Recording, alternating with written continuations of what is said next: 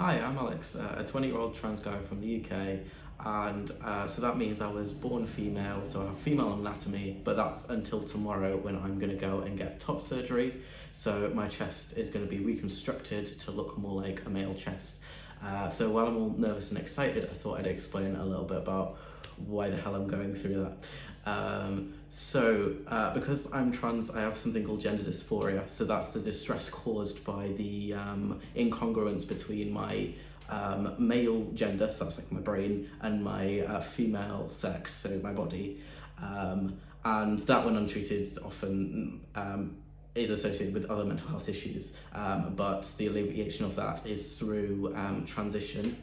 So that's living as male and through going through various medical processes to live, to kind of make my body more masculine. So for this specific surgery, I think for me right now, the biggest part of my dysphoria is my chest. Every day, in the morning, in the shower, in the evening, I feel a lot of kind of an indescribable like internal shiver, and it just makes me want to not exist, and it's very difficult to articulate. It comes in waves, and just kind of associated with anxiety sometimes.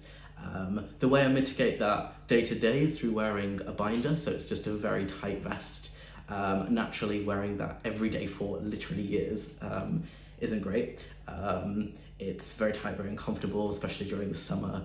I only have two, so it smells quite a lot. You're only meant to wear them for 8 hours a day, but I'll wear them my entire waking day. So the main reason I'm getting this surgery is to not have to do that, which is very exciting. Having said that, there is a post-op binding situation, which I'm not super excited about, but it's necessary. So for 6 weeks after the surgery, I will be wearing that, and then I will be free. So a little life update. I know I'm trans on this channel, but I do exist and hopefully have a personality outside of that. So I know it's been 3 years since I last spoke to this camera. So I did A-levels in COVID in 2020, and then a lockdown hit, and then I self-taught another A-level because I'm a nerd and was bored, and then got that. So I got that tested in 2021, so I kind of took a gap year then and spent my time self-teaching and working as a teaching assistant. And then I am in Durham Uni studying maths and philosophy, absolutely loving it. It's amazing socially, especially after COVID, really meeting my people and stuff. And I'm going into my second year now. So a little bit of practical information. We came over from Manchester to Hull. I'm going privately with Mr. Nishaw,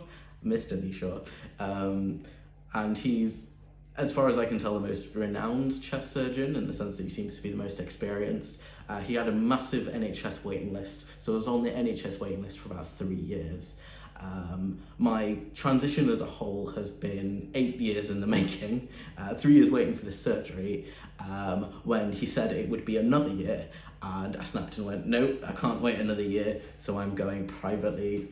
It's very expensive, about £8,000, but we consider it worth it for the sake of my mental health. In theory, it's supposed to afterwards, because that massive area of dysphoria is gone, it massively boosts your confidence, your self-esteem, and your image of yourself. So that's really exciting. But I'm just looking forward to not binding every day. So I just thought I'd mention this basically represents the end of my transition.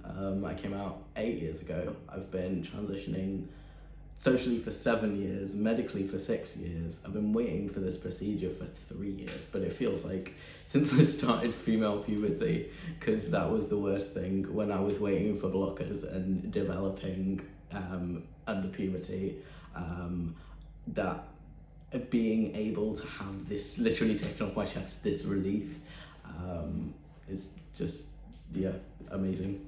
And I still can't really believe it's happening. I'm looking around, we're in Hull, we're in this random apartment that we've booked out for a couple of days, and it's kind of only starting to sink in when I pack the hospital bag that this is yeah, this is a life-changing surgery, and I can go swimming. I used to swim competitively, but obviously, being trans and swimming ain't great.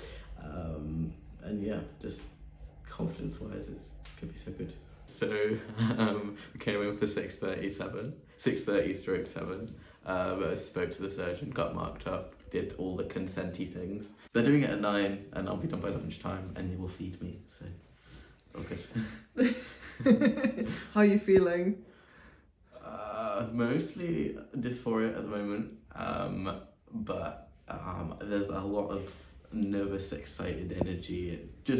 It feels like I'm in an exam, or I'm going to go to an exam. That's kind of the physiological feeling, anyway. Hi, so it's about 5:30. I finished at 1. So I've got this drain bag thing, apparently it just drains excess fluid in a little holder. I went to the loo, which was quite a significant operation. I'm very much not very mobile. I've got a little reduced mobility sign. The surgeon came in to check, and he noticed that I have a hematoma. So that's a kind of build-up of blood, like outside the blood vessels. It's quite significant in swelling, and it looks very bruisey. It's a big You might bruise. be able to see it, but the other side looked very flat. So I want to have another look at what it actually looks like afterwards. So I'm going back to theatre ASAP. I'm gonna get another general anaesthetic. A good thing I have this thing in, so I can just put it in, no pain. So yeah, it's a side effect of likelihood around 0.7%, so just my luck. But no one seems worried, so neither am I. Hi, so I'm 2 weeks and 1 day post-op. So a little update, I had my drains taken out. So originally after the surgery, I had these like tubes you can see in some of the photos, and they just go into like these little square things that I empty out, and it just like gets rid of blood.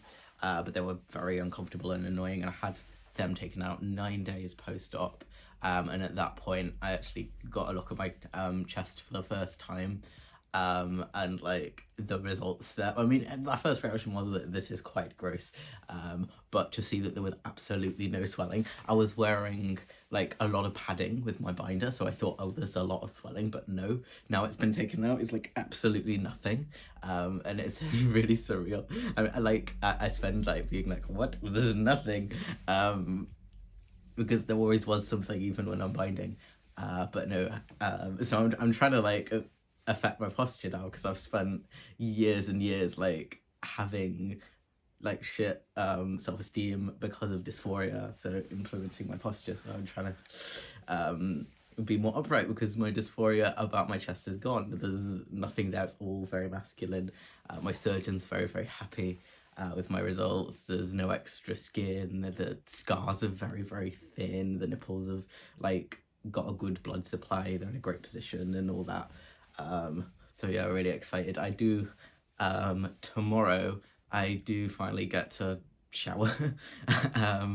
So it's, yeah, for 16 days I wasn't really allowed to shower because I wasn't allowed to get the dressings wet, but then I can take all the dressings off and shower and see my chest again, because I've only seen it once at 9 days post-op, so I'm excited to see that. And so over the past 2 weeks, what's it been like? First few days were rough. I felt very alone, especially in the little hospital room, kind of even despite constant human contact and constant nurses and things. I was just like, oh my god, this is going to be my life. Part of me thought it would be permanent, and it was such a massive sudden reduction in mobility. Like I was absolutely fine. I was like running 5Ks, and then I go into surgery, and then I wake up and I can't move. So it's just kind of hit me more than I was expecting, and I cried a few times, which is quite surprising because on testosterone you can't really cry much. A random side effect. So yeah, that was kind of difficult. I didn't realize how. I think I understood that I'd need help, and that I'd be physically very weak, but to be in that position was more difficult than I expected. And I'd read some like autobiographies about people that are dying, and it kind of like stuff about that kind of hit me a bit more, like realizing, oh, this is the last time they've done certain things, and I've the last time I've done certain things, but it's not permanent. It's a few weeks of reduced mobility in exchange for a lifetime of freedom.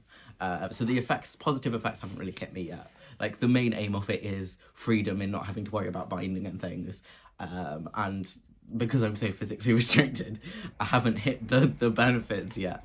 But I'm super excited and I'm really happy with my results so far. Hey, I'm approaching the 4 week mark. I'm back in uni and have been independent since about 2.5, 3 weeks, apart from heavy lifting. Um, and I just wanted to say that the difference that I've noticed is that so I used to absolutely dread getting changed or showering in the morning, but now I really look forward to it. And every day I can look at myself in the mirror and realize that um, this is what my chest looks like, and it will look like that or better for the rest of my life. And it blows my mind.